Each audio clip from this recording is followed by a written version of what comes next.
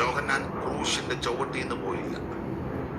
യേശു തന്റെ അമ്മയും ആ താൻ സ്നേഹിച്ച ശിഷ്യനും നിൽക്കുന്നത് കണ്ടിട്ട് ക്രൂശിന്റെ ചുവട്ടിൽ നിൽക്കുക.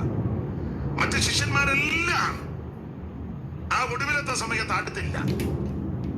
സ്നേഹമില്ലാഞ്ഞിട്ടല്ല, ഭയപ്പെട്ടു, എല്ലാവരും പേടിച്ച്. പക്ഷേ ആ സന്ദർഭത്തിലും ജീവനെ വകവെക്കാതെ യേശുവിന്റെ കുരിശിന്റെ ചുവട്ടിൽ നിന്നയാളാ യോഹന്നാൻ. അതുകൊണ്ടല്ലേ യോഹന്നാൻ എല്ലാം കണ്ടോണ്ടല്ലേ എഴുതിയത്?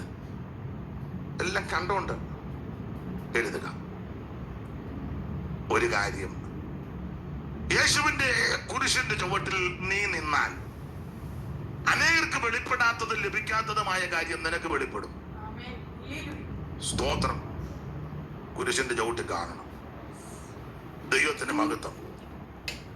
അതെല്ലാം അവിടുന്ന് നേരിട്ട് കണ്ടേച്ചെഴുതി. അത്രയ്ക്ക് ശ്രേഷ്ഠമായ പുസ്തകം. അതെ. അപ്പൊ യോഹന്നാന്റെ സുവിശേഷം വിശേഷത ഒത്തിരിയുണ്ട്. എന്നാൽ മറ്റു പലരും പറയാത്ത കാര്യം യോഹന്നാന്റെ സുവിശേഷത്തിലാണ് നമ്മൾ മനസ്സിലാക്കുന്നത്. നിക്കോദോമസ് വന്നതും ശമരിയാക്കാരിയോട് സംസാരിച്ചതും ലാസറിനെ ഉയർപ്പിച്ചതും പെരുത്ത മീൻ അകപ്പെട്ടതും ആമൻ പുറവിലെ കുരുടനെ സൗഖ്യമാക്കിയതെല്ലാം യോഹന്നാന്റെ എഴുത്തിൽ കൂടിയാണ് നമ്മൾ മനസ്സിലാക്കുന്നത്. അപ്പൊ ഈ പുസ്തകത്തിന് വിശേഷതയുണ്ട്. ആട്ടെ, എല്ലാം വിവരിക്കുന്നില്ല.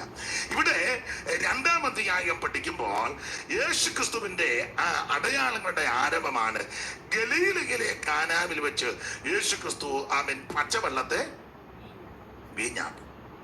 കാനായിലെ കല്യാണ നാളിൽ, കാനായിലെ കല്യാണ നാളിൽ ശുദ്ധ ജലത്തെ വീഞ്ഞാക്കി തീർത്ത, ശുദ്ധ ജലത്തെ വീഞ്ഞാക്കി തീർത്ത കരുണാനിധിയെ കനിയണം ദിനവും, കരുണാനിധിയെ കനിയണം ദിനവും.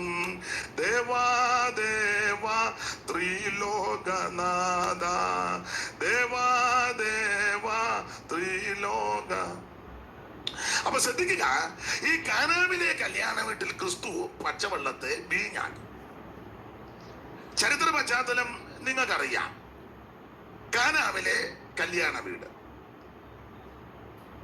ഈ വീടുമായിട്ട് യേശുവിന് ബന്ധം. ഈ കല്യാണം യോഹന്നാന്റെ കല്യാണം തന്നെയാണ്. യോഹന്നാന്റെ കല്യാണം. യോഹന്നാന്റെ അമ്മയും യേശുവിന്റെ അമ്മയും ജ്യേഷ്ഠത്തി അനുജത്തിയാണ്. യോഹന്നാന്റെ അമ്മ ശലോമി, യേശുവിന്റെ അമ്മ മറിയം. ഇവര് സഹോദരിമാര്. യോഹന്നാന്റെ കല്യാണമാണ്. പക്ഷെ യോഹന്നാന്റെ, ഞാൻ എന്നാളും പറഞ്ഞു, നിങ്ങൾക്കും അറിയാം, എല്ലാവർക്കും അറിയാം, യോഹന്നാൻ ഈ സുവിശേഷത്തിൽ തന്റെ പേര് വെളിപ്പെടുത്തുന്നില്ല. പേര് വെളിപ്പെടുത്തുന്നേ ഇല്ല. നമ്മളാന്ന് വെളിപ്പെടുത്താവുന്നിടത്തെല്ലാം അങ്ങനെയൊക്കെയാ. മറ്റേ ശിഷ്യൻ, ഇത് കണ്ട ശിഷ്യൻ, സ്തോത്രം, അങ്ങനെയൊക്കെയുള്ള പ്രയോഗമാണ്. ഒന്നും നിങ്ങൾ മൊത്തം പിടിച്ചേ, യോഹന്നാന്റെ പേര് വെളിപ്പെടുത്തിയിട്ടില്ല. നമ്മളന്ന് എല്ലാ അധ്യായത്തിലും നമ്മുടെ പേരും പെമ്പളയുടെ പേരും പിള്ളേരുടെ പേരും ഒക്കുന്നെങ്കിൽ നമുക്ക് താല്പര്യമുള്ള 3-4 പേരുടെ, അതിന് തന്നെ നമ്മൾ 2 അധ്യായം എടുക്കും, അല്ലേ? വെക്കാവുന്നിടത്തല്ല പേര് തിരികെ കേട്ടു. കണ്ടിട്ടില്ല യോഹന്നാന്റെ പേര്, മറഞ്ഞിരിക്കുക. സ്തോത്രം. ഈ കല്യാണം യോഹന്നാന്റെ കല്യാണമാണ്. സ്തോത്രം. വേണേ പറഞ്ഞാൽ മരുന്ന് 3-ാം ദിവസം കാനാവിലെ എൻ്റെ കല്യാണം നടന്നപ്പോൾ തർക്കവും ഇല്ലായിരുന്നു, ഇല്ലേ? നമ്മളന്ന് അങ്ങനെ പറഞ്ഞു, എൻ്റെ കല്യാണം മിണ്ടിയിട്ടില്ല. ഇത് യോഹന്നാന്റെ കല്യാണമാണ്. യോഹന്നാന്റെ അമ്മ ശലോമി, സഹോദരി മറിയം, മറിയത്തിന്റെ മകൻ യേശു. അതുകൊണ്ട് അമ്മ അവിടെ ഉണ്ടായിരുന്നെന്ന് പറഞ്ഞു. യേശുവിനെ ശിഷ്യന്മാരെയും കല്യാണത്തിന് ക്ഷണിച്ചു, ശിഷ്യന്മാരെയും കൂടെ വിളിച്ചു. സഹോദരന്റെ കല്യാണം വന്നിട്ടും പറഞ്ഞു, അവർക്കറിയാം യേശു അവിടെ പോയാലും ശിഷ്യന്മാര് ഉണ്ടെന്ന്. അതുകൊണ്ട് അവരെയും കൂടെ ക്ഷണിച്ചു. ക്ഷണിച്ചെങ്കിലേ പോകാവൂ കല്യാണത്തിന്. മരണ വീട്ടിലൊന്നും ക്ഷണിക്കണ്ട. അയ്യോ തങ്കച്ചൻ മരിച്ച എന്നോട് പറഞ്ഞില്ല, അതുകൊണ്ട് ഞാൻ വരുന്നില്ല, അത് വേണ്ട, ഒക്കത്തില്ല. കല്യാണത്തിന് ക്ഷണിച്ചെങ്കിലേ ആട്ടെ, ഇടയ്ക്ക് കയറി പറഞ്ഞതേ ഉള്ളൂ.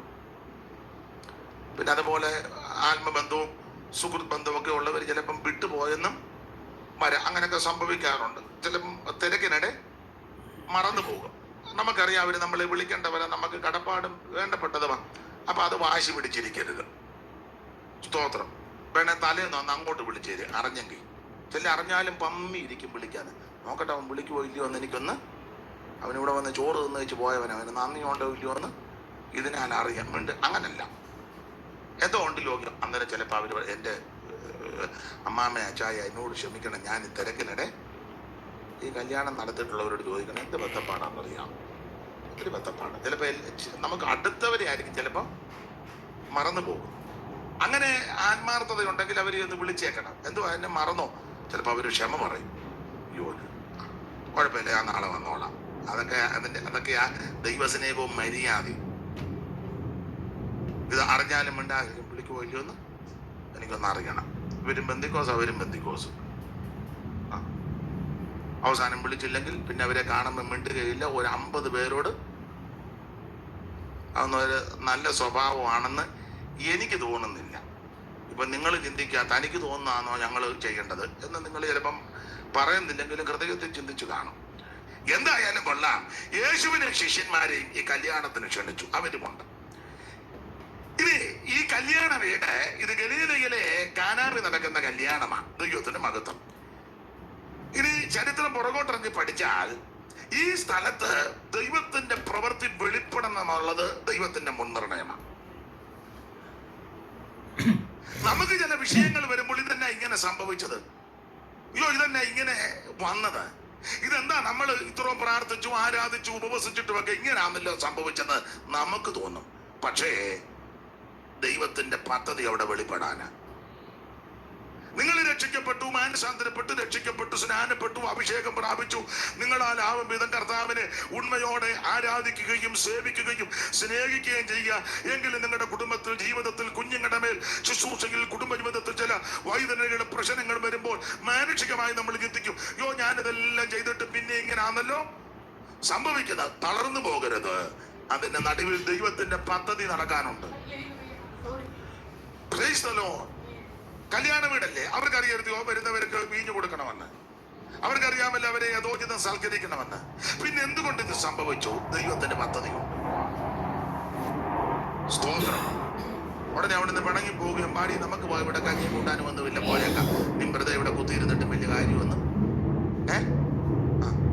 ഞാൻ നിന്നോട് പറഞ്ഞ ആദ്യത്തെ പന്തിക്കിരിക്കണമെന്ന്. അന്നേരം പിന്നെ വർത്താനം പറഞ്ഞു അവസാനം ഇപ്പം ഒരുത്തനായിട്ടിറങ്ങി വന്ന് പറഞ്ഞ് നീ സാമ്പാറും തീർന്നു, കഞ്ഞിവെള്ളം ഭാഗ്യം കൂടെ പോയി ഒഴിച്ച് കലക്കുന്നുണ്ടെന്നാ പറഞ്ഞത്. ഇനി അതിലുമ്പോ വയറ്റി പിടിക്കുമെന്ന് അറിയത്തില്ല, നമുക്ക് പോയേക്കാം. അങ്ങോട്ട് പോകുമ്പോൾ ഹോട്ടലിൽ വല്ലതും കിട്ടുകാന്നേ തിന്നാ. ഉടനെ ഭർത്താവ് പറയുന്നത് ഇനി ഇങ്ങനത്തെ നാണം കെട്ട കേസിന് എന്നെ വിളിച്ചോണ്ട് നമ്മൾ കലക്കാവുന്നതിന്റെ പരമാവധി കലക്കും. ആ വീട്ടുകാരെ നാണം കെടുത്തുകയും ചെയ്യും. പിന്നെ എന്നൊക്കെ സാമ്പാർ കെടുത്തിന്റെ ഫോട്ടോ എടുത്ത് വരാനുള്ളവർക്ക് കൂടെ അയച്ചു.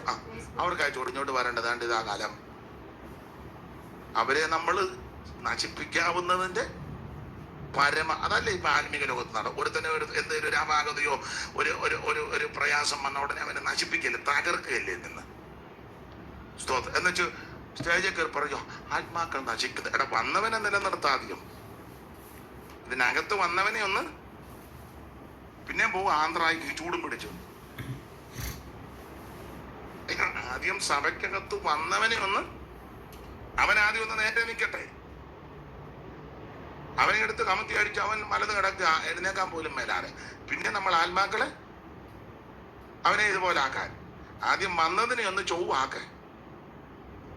ആട്ടെ, ഞാൻ ഇടയ്ക്ക് കയറി പറഞ്ഞതേ ഉള്ളൂ. ഈ വീട് ദൈവത്തിന്റെ പദ്ധതി ഇവിടെ വെളിപ്പെടാനാ. അപ്പൊ ശ്രദ്ധിക്കുക, കാനാവിലെ ഈ കല്യാണ വീട്. ഇനി ശ്രദ്ധിക്കുക, ഈ സ്ഥലം ആശേർ മക്കൾക്ക് അവകാശമായി കൊടുത്ത സ്ഥലങ്ങളിൽ പെട്ടത് ഒന്നാണ്. ഉൽപ്പത്തി പുസ്തകം 49-ാം അധ്യായത്തിന്റെ 20-ാമത്തെ വാക്യത്തിൽ യാക്കോബ് ഭാവികാലം സംബന്ധിച്ച് തലമുറയോട് പറയുന്ന കൂട്ടത്തിൽ ആശേറിനോട് പറഞ്ഞത് വലുതാ. ആശേരും അവന്റെ ആഹാരം പുഷ്ടിയുള്ളത്, പിന്നെ ഇവൻ രാജകീയ സാധു ഭോജനം നൽകും. ഇത് പ്രവചനം നേരത്തെ ഉള്ളതാ. അങ്ങനെ വർഷങ്ങൾ കഴിഞ്ഞപ്പോൾ ആശേർ മക്കൾക്ക് അവകാശമായി കൊടുത്ത ഭൂമിയിൽപ്പെട്ട ഒരു സ്ഥലവും കൂടെ കാന. 25-ാമത്തെ വാക്യമല്ലേ വായിച്ചേ? ആശേർ മക്കളുടെ ഗോത്രത്തിന് ആ കുടുംബം കുടുംബമായി 5-ാമത്തെ നറുക്ക് അപ്പോൾ ആശേർ മക്കളുടെ ഗോത്രത്തിന് കുടുംബം കുടുംബമായി 5-ാമത്തെ നറുക്ക് വന്നു. അടുത്തത് അവരുടെ ദേശം ആ ഹെൽക്കത്ത്, ഹലി, ബേദൻ. താനോട്ട് വായിച്ചു വരുമ്പോൾ ദേശങ്ങൾ. ഇനി അതിന്റെ 25-ാം വാക്യം വായിച്ച്. സൂര്യോദയത്തിന് ബേത്‌ആവനിലേക്ക് തിരിഞ്ഞ് വടക്ക് സെബൂലൂനിലും ബേത്‌ഏമെക്കിലും നെയ്യേലിലും താഴ്വരയിലും എത്തി കിഴക്കോട്ട് കാബൂല്, ഹെബ്രോൻ, അമ്മോൻ, കാന മതി. അപ്പോൾ ഇത് സെബുലൂന്റെ അതിരിലും ഹെബ്രോനും ആണ് കാബൂലും കാനായും. അപ്പൊ കാബൂല്, ഹെബ്രോൻ, കാന, നെയ്യേല് ഇതെല്ലാം ഈ അവകാശ ഗോത്രത്തിൽപ്പെട്ട സ്ഥലങ്ങളാണ്, ആശേർ ഗോത്രത്തിൽ. അപ്പൊ ഉൽപ്പത്തി പുസ്തകം 49:20 ഗോത്രപിതാവാകുന്ന യാക്കോബ് ആശേറിനോട് പറഞ്ഞ ഭാഗമുണ്ട്. ആശേരെ, നിന്റെ ആഹാരം നീ രാജകീയ സ്വാദഭോജനം നൽകും. ഈ പ്രവചനം കിടക്കുക. ഈ പ്രവചനത്തിന്റെ വെളിച്ചത്തിൽ ഇവർക്ക് കൊടുത്ത സ്ഥലങ്ങളിൽ പെട്ടതാണ് കാബൂലും, നെയ്യേലും, കാനായും, ഹബ്രോനും, നഫ്താലിയുടെ അതിരുകളും എല്ലാം കൂടെ ചേർത്ത്. ഇനി മാത്രമല്ല, ഈ ദേശത്തിന് പ്രധാനപ്പെട്ട ഒരു പേരാണ് കാബൂൽ ദേശം. കാബൂല് വേദപുസ്തകം പഠിക്കുന്നവർക്കറിയാം.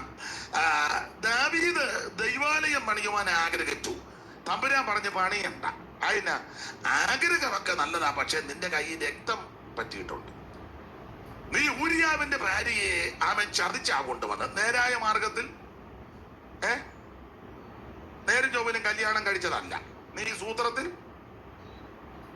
അങ്ങനെയുള്ള ആൾക്കാരുണ്ട്, സൂത്രത്തിൽ ഉണ്ടെന്നില്ല. ഇവിടെ ഉണ്ടെന്നല്ല പറഞ്ഞത്, പൊതുവിലുണ്ടെന്നാ പറഞ്ഞത്. ഇനി ഇവിടെ ആരെങ്കിലും ഉണ്ടെങ്കിൽ അലോഗ്യം ഉണ്ടാക്കണ്ട, ഏതായാലും വന്നു പോയി. ഇനിയിപ്പം അന്ന് ഞാനിനി അത് പറയുന്നില്ല, വെറുതെ അലോഗ്യം ഉണ്ടാക്കുന്നില്ല. അപ്പോൾ ഇതേ സൂത്രത്തിലാ ബത്ശേബയെ കൊട്ടാരത്തിൽ കൊണ്ടുവന്നത്. ആ മനുഷ്യനെ കൊന്നു, ഊരിയാവെ കൊന്നു.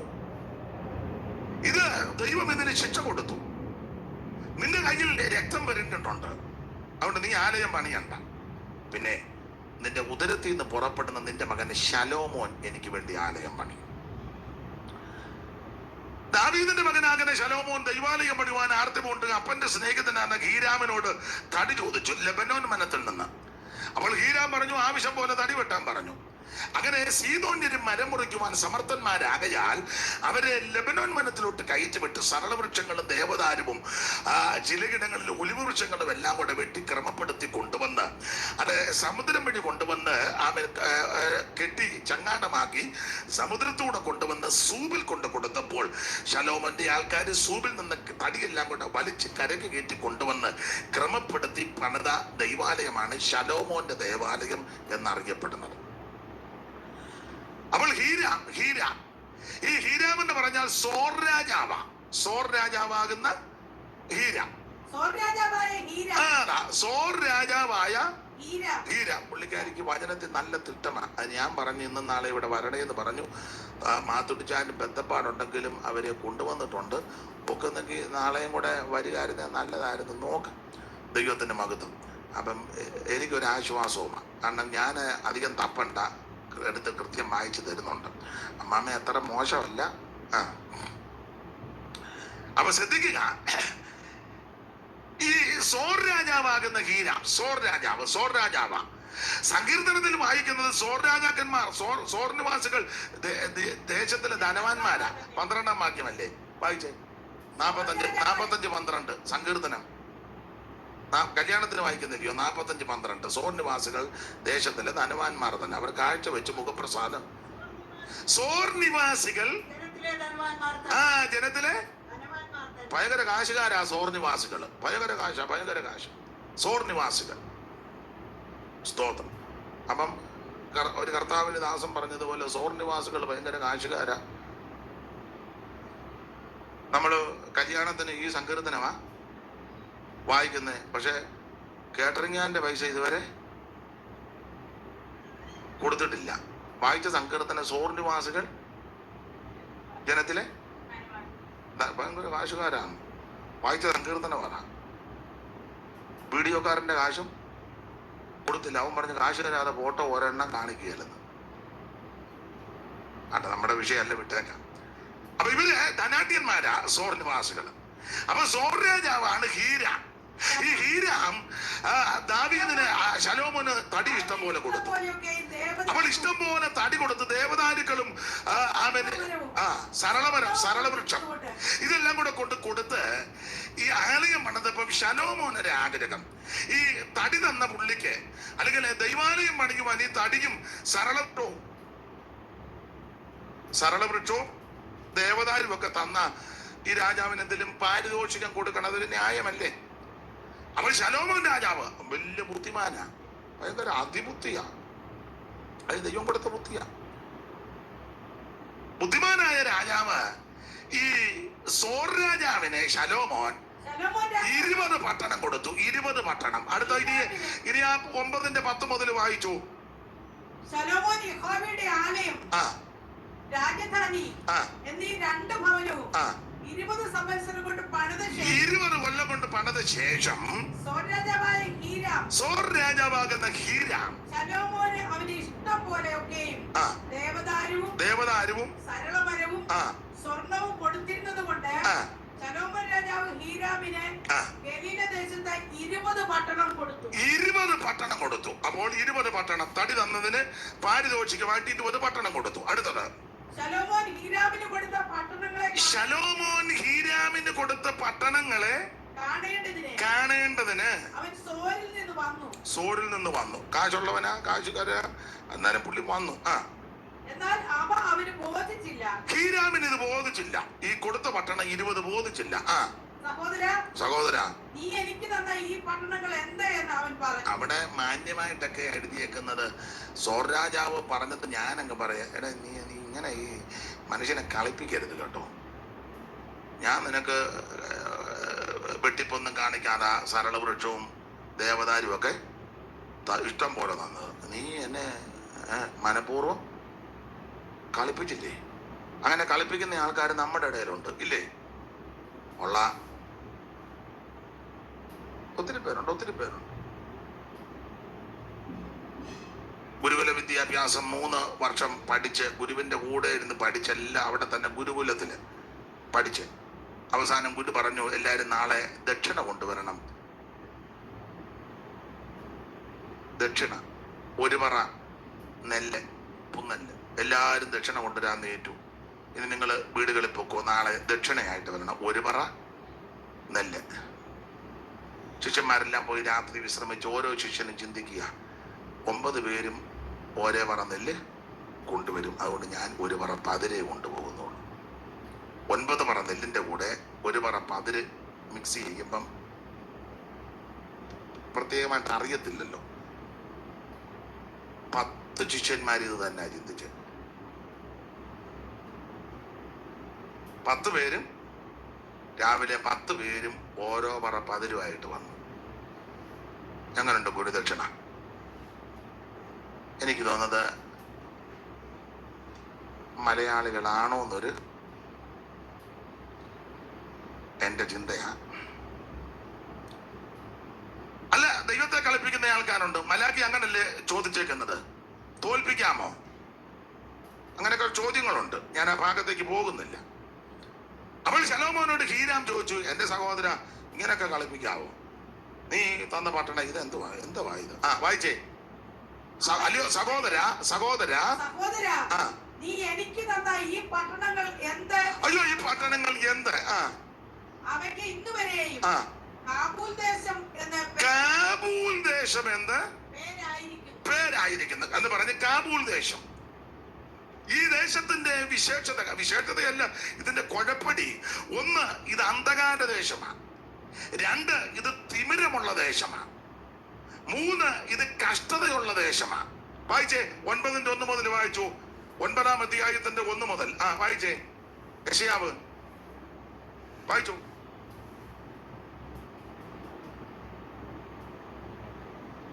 എന്നാൽ കഷ്ടതയിൽ ഇരുന്ന ജനത്തിന് തിമിരം നൽകി ആ.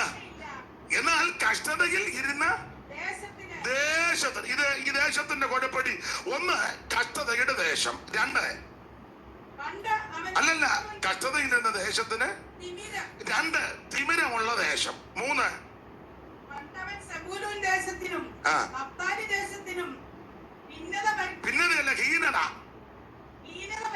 ഹീനത. അപ്പൊ മൂന്ന് ഹീനതയുള്ള ദേശം, കഷ്ടതയുള്ള ദേശം, തിമിരമുള്ള ദേശം, ഹീനതയുള്ള ദേശം. പിന്നെ അവൻ കടൽ വഴിയായി ആ. യോർദാനക്കരെയുള്ള ജാതികളുടെ ആ. മണ്ഡലത്തിന് മഹത്വം വരുത്തി. അപ്പൊ ശ്രദ്ധിക്കേ, അപ്പൊ ഇവിടെ മൂന്ന് പദമായി എടുത്ത് കഷ്ടത, തിമിരം, ഹീനത ഉള്ള ദേശം. ഇതാ കാബൂൽ ദേശം.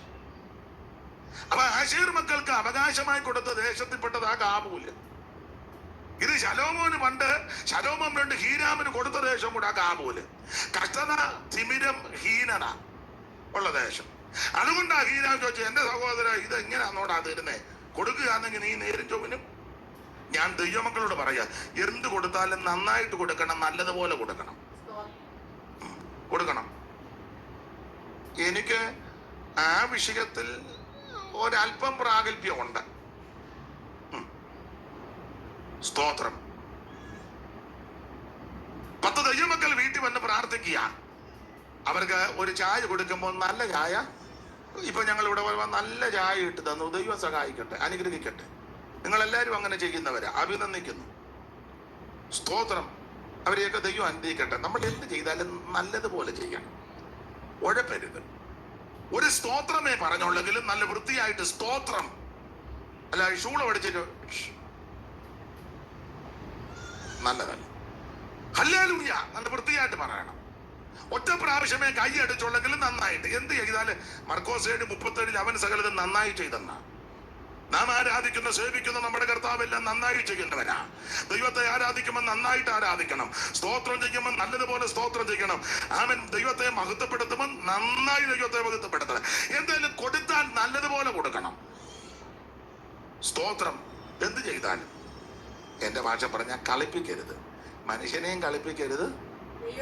അതാ, മനുഷ്യനെ കളിപ്പിച്ചാൽ പിന്നെ എന്ത് ചെയ്യുമൊക്കെ നീക്ക് പോക്ക് നമുക്ക് ഒപ്പിക്കാം. ദൈവത്തെ കളിപ്പിച്ചാൽ ഈ നമ്മളെല്ലാം പറയും ദയാലുവോട് ദയാലുവാ, നിഷ്കളങ്കനോട് അടുത്ത പദം പറയും. അത് ആദ്യം ചിന്തിക്കേണ്ടത്. ദൈവത്തിന് മഹത്വം.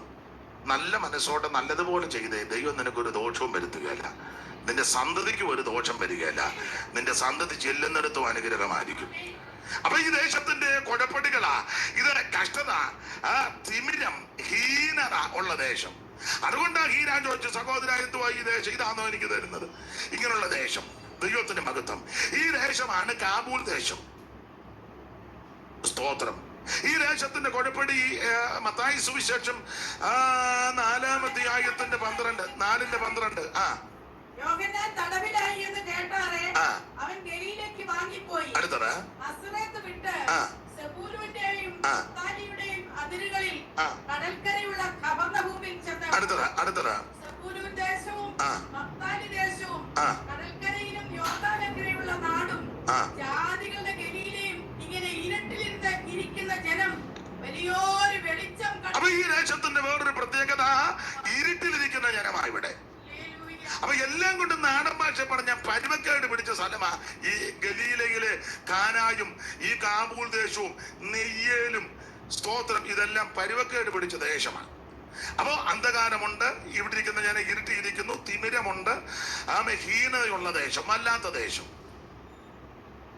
ആ ദേശത്ത് ആ ദൈവപ്രവൃത്തി വെളിപ്പെടാൻ പോകുന്നു. Praise the Lord. ഇതാണ് ഈ കാന, ഗലീലയിലെ കാന. ദൈവത്തിന് മഹത്വം. ഇനി അതിന് ഇടയ്ക്ക് ഒരു കാര്യം പറയാം. ആ കാനാബിലാ യേശു പച്ചവെള്ളത്തെ വീഞ്ഞാക്കിയത് എന്ന് പറഞ്ഞാൽ ഹീരാമിന്റെ ധനം കൊണ്ട് ഈ ദേശത്തിന്റെ സ്ഥിതിക്ക് മാറ്റം വരുത്താൻ ഒത്തില്ല. ശലോമോന്റെ ജ്ഞാനം കൊണ്ടും ഈ ദേശത്തിന് മാറ്റം വരുത്തുവാൻ പറ്റിയില്ല. പിന്നെ വന്നത് ആരെ കൊണ്ടാ? ശലോമോനിലും വലിയവനാകുന്ന യേശു അവിടെ വന്നപ്പോൾ അതിന്റെ ഹീനത മാറി, ഇരുട്ട് മാറി, തിമിരം മാറി, കെടുതി മാറി. ഇന്ന് പകൽ അവൻ നിന്റെ സമ്പത്ത് കൊണ്ടോ ജ്ഞാനം കൊണ്ടോ അവൻ മാറ്റം വരുത്താൻ കഴിയാത്ത വിഷയത്തിനും ദേശത്തിനും കുടുംബത്തിനും വ്യക്തികൾക്കും മാറ്റം വരുത്താൻ കഴിവുള്ളവനാണ് ശലോമോനിലും വലിയവനാകുന്ന നസറയനാകുന്ന യേശു. ഇവിടെ ഇതാ ശലോമോനിലും വലിയവൻ, ഇവിടെ ഇതാ ദൈവാലയത്തിലും വലിയവൻ, ഇവിടെ ഇതാ യോനയിലും വലിയവൻ, ഇവിടെ ഇതാ മോശയിലും വലിയവൻ, ഇവിടെ ഇതാ എല്ലാവരേക്കാളും വലിയവനാകുന്ന സേട്ടനാകുന്ന ഉന്നതനാകുന്ന മഹിമയുള്ള നസറയനാകുന്ന യേശു. നിന്റെ പണം കൊണ്ട് എല്ലാം ഒന്നും നന്നാക്കാൻ ഒക്കത്തില്ല. കാശൊക്കെ കണ്ടമാനമുള്ള ആൾക്കാർക്ക് ഒരു ചിന്തയുണ്ട്, എന്റെ കാശ് കൊണ്ടെന്തും ഒന്നും നടക്കുകയില്ല. കണ്ടതല്ലേ കോടിക്കണക്കിന് സ്വത്തുള്ള അച്ചായനും അവസാനം മുഖക്കൊട്ടയൊക്കെ കെട്ടി പരിക്കാത്തിൽ നിന്ന് വെളിയിലിറങ്ങാൻ എന്തിയാ കാശ്? പക്ഷെ എനിക്ക് കോടിക്കണക്കിന് ഫിക്സഡ് ഡിപ്പോസിറ്റ് ഇവനിപ്പോ പുറത്തിറങ്ങാൻ മേലല്ലോ. അനുഭവിച്ചതല്ലേ. കോടിക്കണക്കിനുള്ള ആളും അവസാനം വെന്റിലേറ്ററിൽ കിടന്ന്, കോടി അവിടെയും കിടക്കുക, പുള്ളി ഇവിടെയും കിടക്കുക. ഇറ്റി വെള്ളം കൊടുക്കാൻ പോലും പെമ്പളയ്ക്ക് പോലും അകത്ത്. എന്തിനാ ദൂരോട്ട് പണ്ട് ആണ്ടിരിക്കുന്ന തോമാച്ചൻ? ദൂരോട്ടൊന്നും പോകണ്ടല്ലോ. മാന്യമായിട്ടും ന്യായമായിട്ടും ഒക്കെ ഭദ്രതയുള്ള ആളാ തോമാച്ചൻ. എഴുന്നേറ്റ് വന്ന് എല്ലാവരും ഒന്ന് കാണട്ടെ. അല്ല പിന്നെ എന്തിനാ കള്ളം വേണം? ഇന്നത്തെ രീതി അനുസരിച്ച് ബാംഗ്ലൂരിലെ വീടും ചുറ്റുപാടും ഒക്കെ വിട്ട ഉണ്ട്. സ്തോത്രം. ന്യായമായിട്ടില്ലയോ? ഇഷ്ടം പോലെ ഉണ്ട്. സ്തോത്രം. അല്ലാതെ ഗതികേട് പിടിച്ചവനല്ല. വെന്റിലേറ്ററിൽ എത്ര ദിവസം കിടന്നു? 52 ദിവസം.